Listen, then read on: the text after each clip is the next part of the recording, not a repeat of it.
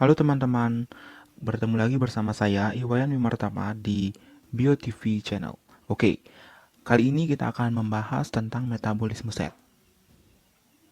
Adapun tujuan pembelajaran yang harus kalian capai di metabolisme sel adalah yang pertama, siswa dapat mengetahui definisi metabolisme sel dan siswa dapat mengetahui macam-macam metabolisme sel. Jadi ada dua tujuan yang harus kalian capai dulu di metabolisme sel. Jadi video ini cukup singkat.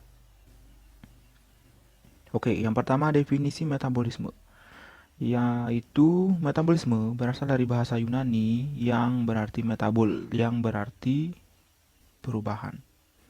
Ya, jadi pengertian metabolisme adalah keseluruhan reaksi kimia enzimatis yang terjadi pada suatu makhluk hidup. Ya, jadi seluruh reaksi kimia yang menggunakan enzim sebagai katalisnya yang ada dalam makhluk hidup itu disebut dengan metabolisme. Ya, hasil dari metabolisme adalah energi dalam bentuk ATP atau adenosin trifosfat. Itu ya. Jadi fungsi atau guna tujuan makhluk hidup itu melakukan metabolisme adalah untuk memperoleh energi dalam bentuk ATP gitu ya. Ya. Jadi energi itu akan digunakan untuk melakukan kerja di kehidupan sehari-harinya itu supaya dapat energi. Next. Oke, lanjutnya macam-macam metabolisme. Metabolisme itu ada dua, yaitu adalah katabolisme dan anabolisme. Katabolisme merupakan reaksi eksergonik yang berarti reaksi yang melepaskan energi atau mengeluarkan energi. Nah, katabolisme pengertiannya adalah reaksi penguraian senyawa yang kompleks menjadi senyawa sederhana. Itu ya, contohnya adalah respirasi dan fermentasi. Supaya kalian ingat, kita cukup singkat saja depannya ref ya, R-nya untuk respirasi dan F-nya itu adalah fermentasi. Oke? Ya, jadi katabolisme itu adalah reaksi penguraian itu ya. Kemudian anabolisme. Anabolisme ini kebalikan dari katabolisme. Kalau tadi adalah eksergonik melepas energi, ini reaksinya energonik yaitu memerlukan energi. Itu ya, perlu energi untuk melakukan reaksi ini. Itu ya.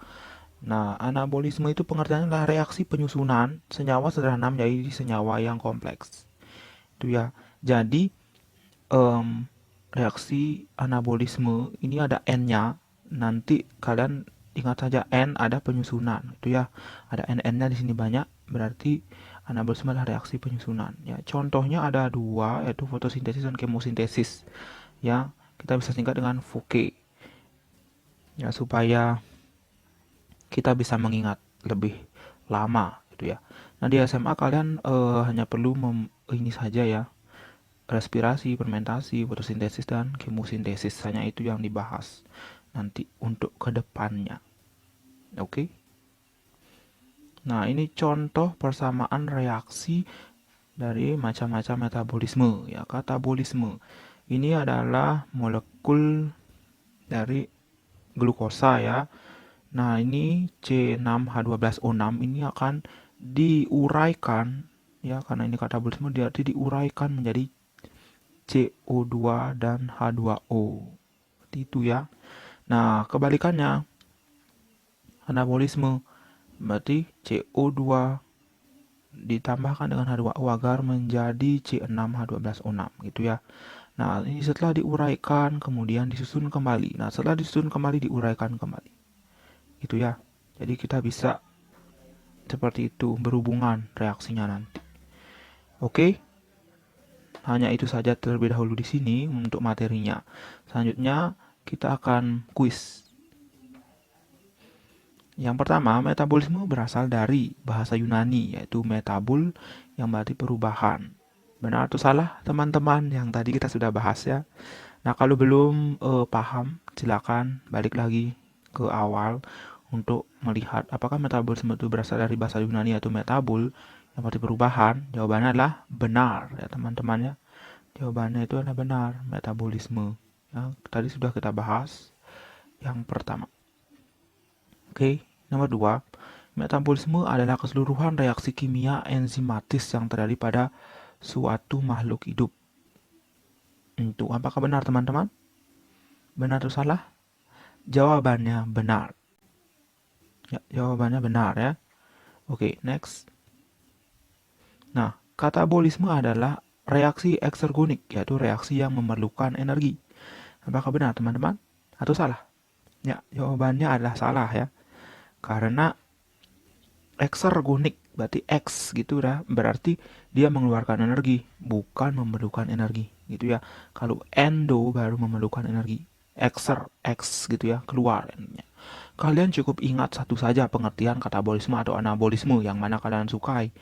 Jadi, kalau keluar soal yang seperti ini, kalian bisa menjawabnya dengan benar gitu ya. Oke, next. Reaksi fotosintesis dan kemosintesis merupakan contoh anabolisme. Apakah benar, teman-teman? Benar sekali ya.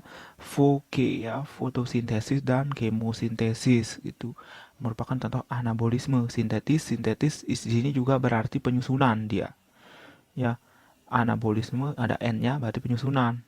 Sintetis penyusunan juga berarti penyusunan. Betul sekali. Jawabannya benar. Oke, next soal nomor 5 yang terakhir ini ya.